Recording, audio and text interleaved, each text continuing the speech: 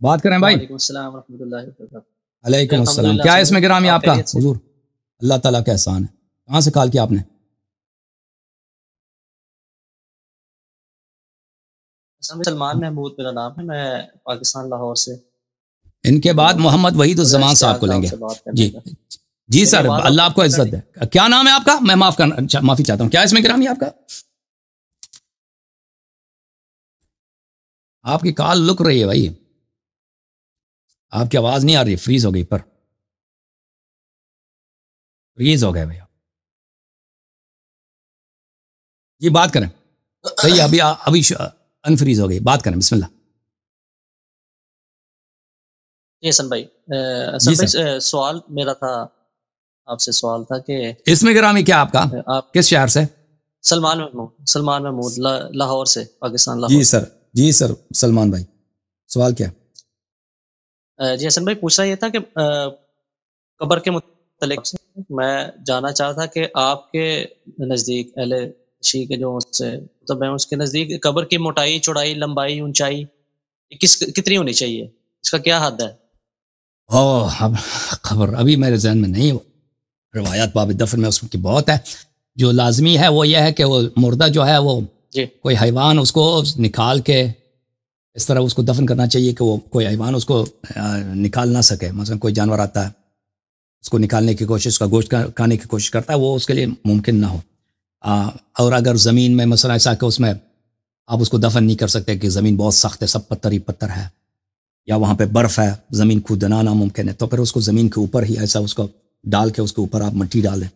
تو یہ روایات میں ہے. لیکن یہ کہ وہ قبر کو کتنے اس کا عمق کتنا ہونا چاہیے، چوڑائی وغیرہ، وہ روایات میں موجود ہے، لیکن وہ آپ نکالنا پڑے گا، وہ اس میں کچھ ٹائم لگے گا. اس طرح میرے ذہن میں فی الحال کسی نے کبھی اس سے پہلے نہیں، تو آپ کے پاس سب وہ فنگر ٹپس پہ ہوتی ہے، آپ کے نالج پہ ہر چیز موجود ہوتی ہے. تو یہ موضوع جو ہے نا، یہ موضوع ہمارے جو پروگرام ہوتے ہیں وہ حلال و حرام کے مسائل پہ تو نہیں ہوتے، مستحبات قبر، تدفین وغیرہ میں.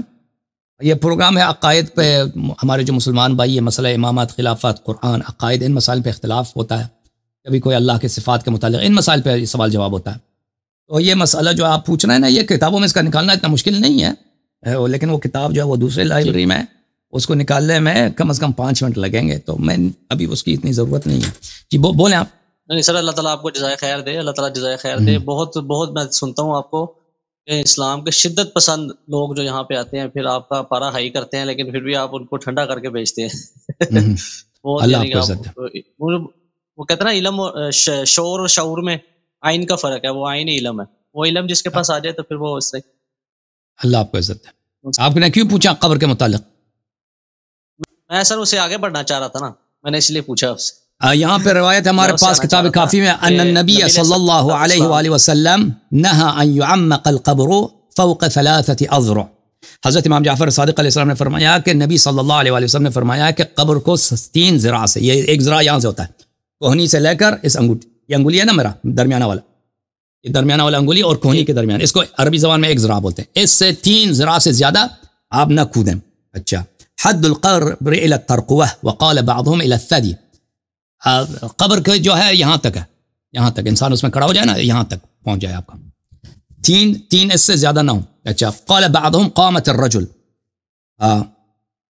حتى يمد الثوب على رأس من في القبر وأما الحد بقدر ما يمكن فيه الجلوس. اچھا، اور اس کا قدر بعض روایت میں ہے کہ انسان کے قد کے برابر ہونی چاہیے جو قبر کی عمق ہے، اور اس کی جو چوڑائی ہے اتنا ہونا چاہیے کہ انسان اس میں بیٹھ سکے، اتنا اس کی چوڑائی ہونی چاہیے. بلی ولما حضر علی بن الحسین علیہ الصلاۃ والسلام الوفاء قال احفروا لي حتى تبلغوا الرشح.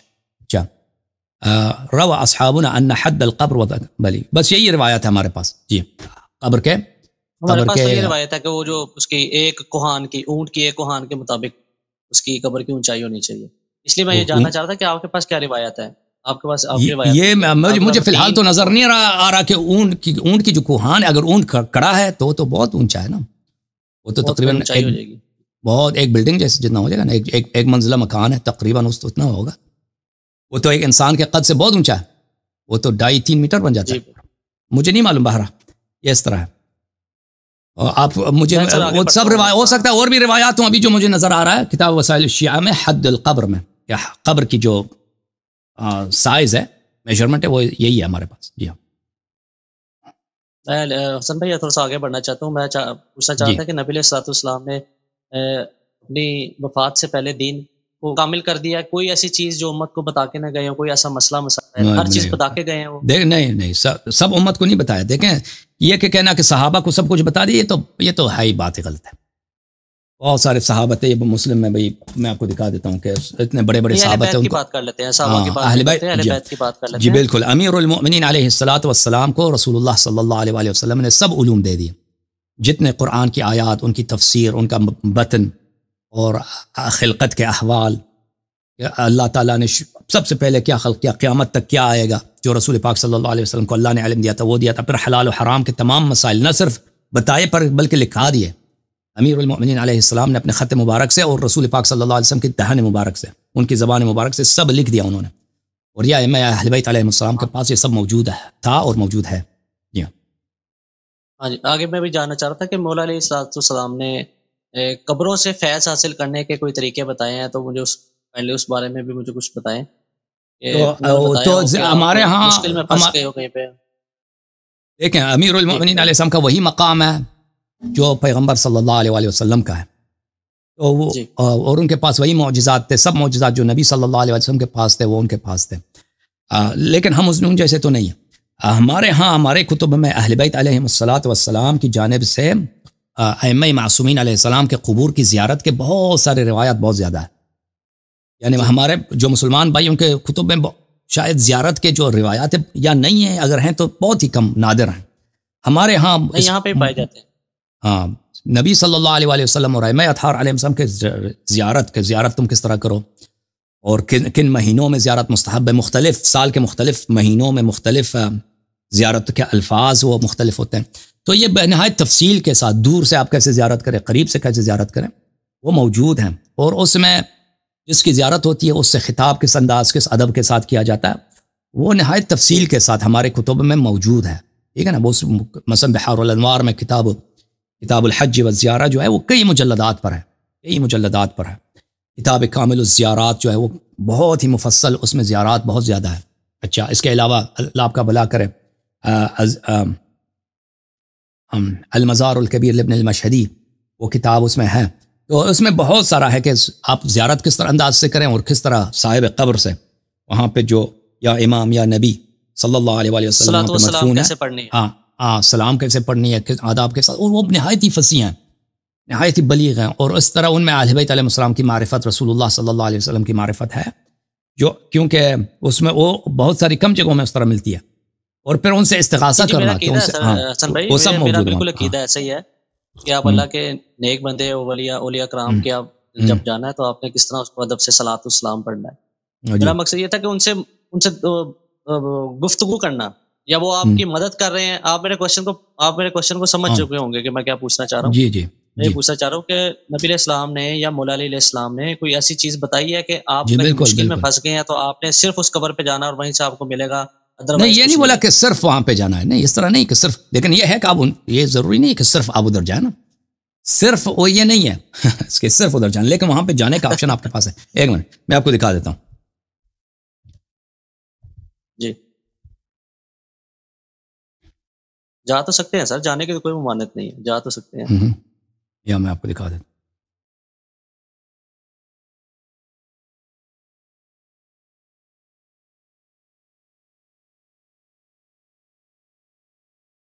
پہلی بات یہ ہے کہ شیعہ روایات, شیعہ احادیث میں یہ بہت عام ہے کہ اہل بیت علیہ السلام, آپ کے امام جو ہے نبی صلی اللہ علیہ وسلم آپ کے احوال جانتے ہیں, ان کو اپنی طرف سے آپ نہ سمجھو. قرآن مجید کی بھی آیت ہے قل اعملوا فسيرى الله عملكم ورسوله والمؤمنون, تم جو مرضی کرنا چاہتے ہو کر لو, برا یا اچھا اللہ دیکھ رہا ہے, نبی صلی اللہ علیہ وسلم دیکھ رہے ہیں اور مؤمنین دیکھ رہے ہیں. اس مؤمنین سے مراد اہل بیت طاہرین علیہ السلام. تو اب انسان کے اعمال اہل بیت علیہ السلام دیکھتے ہیں, آپ کا امام آپ کے اعمال دیکھتے ہیں, نبی صلی اللہ علیہ وسلم دیکھتے ہیں. یہ کتاب ہے الکافی جز 1 چھاپ دار الکتب الاسلامیہ.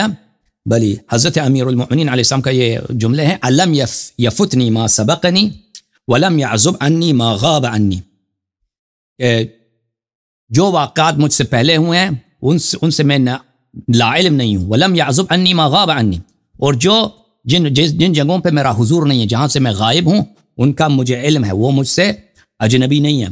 ابشر باذن اللہ وادی عن اللہ عز وجل, اللہ تعالیٰ کی جانب سے مجھے خبریں ملتی ہیں اور اللہ تعالیٰ کی جانب سے میں آپ کو سکھاتا ہوں. کل ذالک مکننی اللہ باذنہ, اور یہ سب اللہ کی جانب سے, اللہ نے مجھے یہ طاقت, یہ قدرت دیا. اچھا, پھر ملاحظہ فرمائیے, یہ روایات بہت زیادہ ہیں اس طرح. مفضل ابن عمر امام جعفر صادق علیہ السلام کے پاس تھے. امام جعفر صادق علیہ السلام سے انہوں نے عرض کیا, جعلت فداک یفرض اللہ طاعت عبد علی العباد ویحجب عنہ خبر السماء.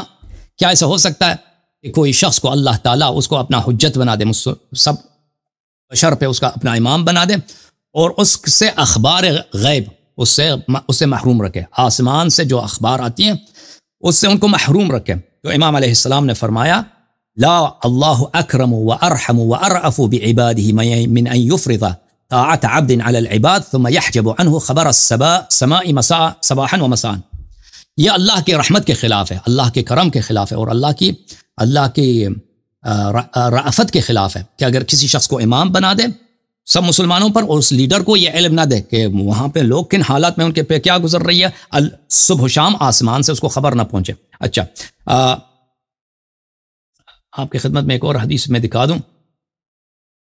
سب اس چیز پہ میرا بالکل ایمان ہے, میں اس چیز کو بالکل مانتا ہوں. ایک منٹ میں ایک اور سے خبر جاتی ہے.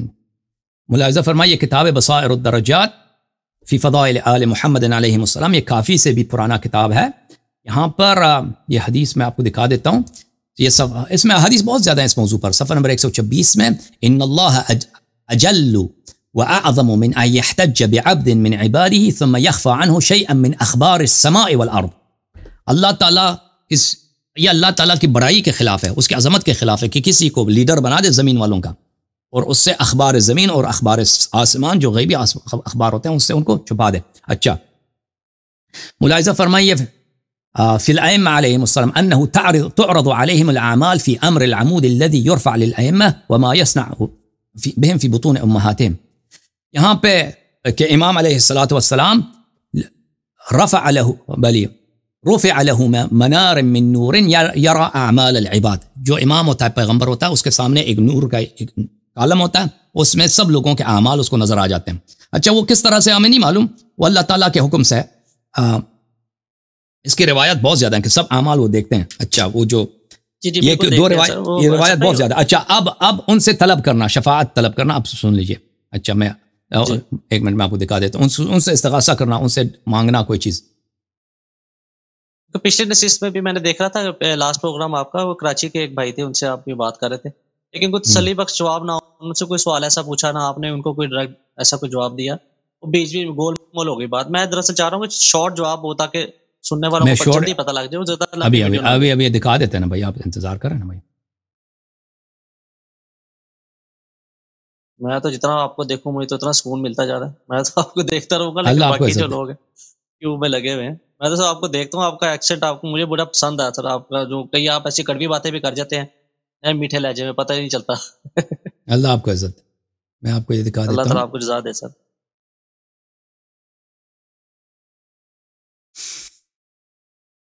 اس میں روایات بہت زیادہ, میں کوئی شارٹ سی روایت آپ کے لیے ڈھونڈنا چاہتا ہوں. ایک منٹ. سر میں نے دو ہستیوں کی بات کی ہے, نبی علیہ السلام اور مولا علی علیہ السلام کی, وہاں سے آپ نے ثابت کرنا ہے. اب آپ آگے چل پڑے جائیں گے, وہ پیچھے والے پھر رہ جائیں گے. بات ہے کہ وہ اگر نبی صلی اللہ علیہ وسلم کیا کہیں, کیا مثلا کیا کریں آپ, نبی صلی اللہ علیہ وسلم کیا کریں. ایک منٹ, یہ کتاب ہے کامل الزیارات لابن قولویہ القمی رحمہ اللہ. یہاں پہ کیف یجب ان یکون زائر الحسین ابن علی علیہ السلام, یہاں پہ امام حسین علیہ السلام کی زیارت. اس میں بہت سارے روایات ہیں. اچھا, ایک روایت اس میں یہی ہے کہ جب امام حسین علیہ السلام کی زیارت کے لیے جاؤ, وصلہ الحوائج, وہاں پہ زیارت کے آداب بتا دیے, اور اپنی حاجات امام حسین علیہ السلام سے طلب کرو. اچھا, زیارت ہے امام حسین علیہ السلام کی. فکن لیا سیدی سکنا و شفیعہ, اس میں بہت سارے الفاظ ہیں. اب میں صرف یا میرے سید, میرے لیے آپ باعث آرامش اور میرے شفیع بن جائیں. وکن بی رحیمن, مجھ پہ رحمت کریں. مجھ پہ مہربان بن جائیں. وَكُنْ لِي مَنْجَعًا يَوْمَ لَا تَنْفَعُ الشَّفَاعَةُ عِنْدَهُ إِلَّا لِمَنِ ارْتَضَى. اور وہ دن جب کسی کی شفاعت نہیں ہوتی مگر یہ وہ کہ جس سے اللہ راضی ہو, آپ اس دن میرا پناہ بن جائیں. یوم لا تنفع شفاعة الشافعین, وہ دن جب کسی کی شفاعت کام نہیں دیتا. وَيَوْمَ يَقُومُ أَهْلُ الضَّلَالَ مَا لَنَا مِنْ شَافِعِينَ وَلَا صَدِيقٍ حَمِيمٍ. بل فَكُنْ يَوْمَئِذٍ فِي مَقَامِ بَيْنَ رَبِّي لِي مُنْقِذًا. اس دن مجھے آپ نجات دیں. فَكُنْ لِي يَوْمَئِذٍ شَافِعًا وَمُنْقِذًا فَقَدْ عَادْتُكَ الْيَوْمِ حَاجَتِي وَيَوْمَ فَقْرِي وَفَاقَتِي. میں نے آپ کو اپنے حاجت کے لیے, اپنی وشز کے لیے, اپنے نیڈز کے لیے, اپنے ضروریات کے لیے میں نے آپ کی امید کیا. آپ میرا سرمایہ ہیں اور میرے فقر اور فاقہ کا آپ پناہ گاہ ہیں. اچھا, اور ریٹرن بھی دیتے ہیں پھر اسی وقت. اتوسل الی اللہ فی جمیع, کیا فرما رہے ہیں, کیا سوال ہے؟ میں کہیں ریٹرن بھی اسی وقت یہ وہ تو اللہ سے بھی آپ دعا کرتے ہیں نا, وہ تو اللہ سے بھی آپ دعا کرتے ہیں, کبھی اسی وقت ملتا ہے, کبھی دیر میں مل جاتا ہے نا. وہ تو دعا پہ منحصر ہوتا ہے. اللہ کے پاس تو سیو ہو جاتی ہے نا, اللہ تعالیٰ کے پاس تو سیو ہو جاتی ہے دعا.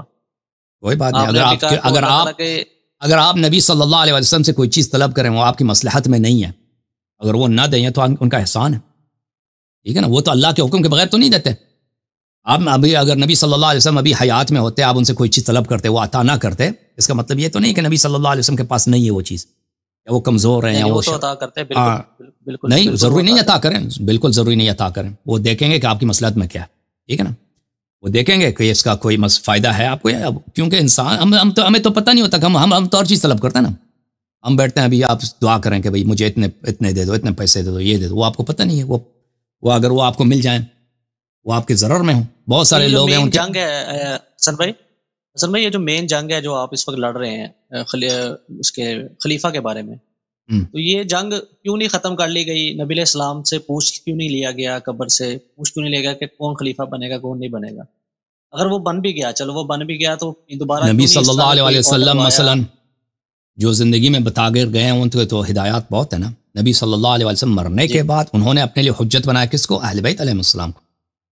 آپ پوچھتے مثلا نبی صلی اللہ علیہ وسلم قبر سے زندہ ہو کے دوبارہ خطبہ دیتے, یہ چاہتے ہیں آپ اس طرف سے نہیں, کیا کرتے ہیں؟ یا انسان گفتگو جو کر رہا ہے, تو گفتگو میرا مقصد یہ تھا کہ مولا علیہ السلام آپ وہ کر سکتے ہیں, بالکل آج آپ کر سکتے ہیں, آج آپ کر سکتے ہیں.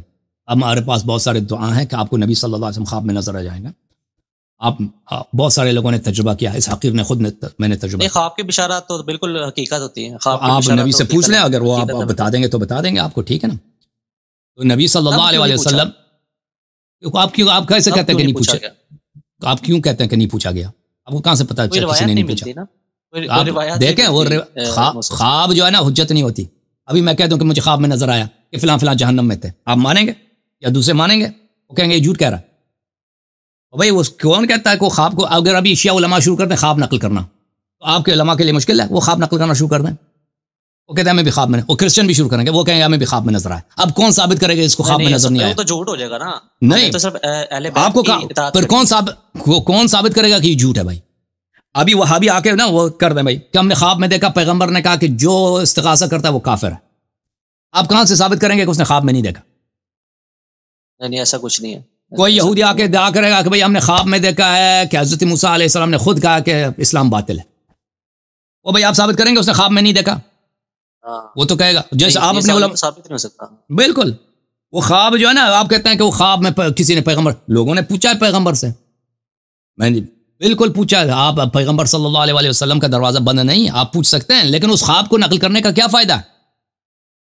اگر اب ہم کتاب لکھنا شروع کرتے ہیں کہ میں علماء نے لکھے بھی ہیں, ایسے نہیں کہ خوابوں پہ کتاب نہیں ہے, بہت سارے جو صادقانہ خوابیں ہیں, رویاں ہیں, اس پہ کتابیں لکھی ہیں اور بہت عجیب و غریب, لیکن یہ ہے کہ اس پہ وہ غیروں پہ حجت نہیں ہے کہ آپ اس کو میدان مناظرہ میں لے کے آئیں, استدلال خلافت کے مسائل, امامت کے مسائل پہ کہ یہ حجت ہے, ہمارا خواب ہے. وہ سامنے والا کیا کہے گا؟ کہتا ہم آپ کے خواب کو نہیں مانتے, بھائی آپ پاگل ہیں. جیسے ہم ان کے خواب کو نہیں مانتے. اگر وہ کوئی بھائی غیر شیعہ عالم ہے خواب لے کے آئے نا کہ ہم نے خواب میں دیکھا کہ بھائی فلانی جنت میں ہے, بھائی ہم کہیں گے ہم آپ کے خواب کو نہیں مانتے, ہمارے پاس کتاب سنت یہ حجت ہے, خواب حجت نہیں ہے. Okay, thank you sir, thank you. اللہ آپ کو جزائے خیر دے. اوکے, اللہ تعالیٰ آپ کو جزائے خیر دے میرے بھائی. خدا حافظ.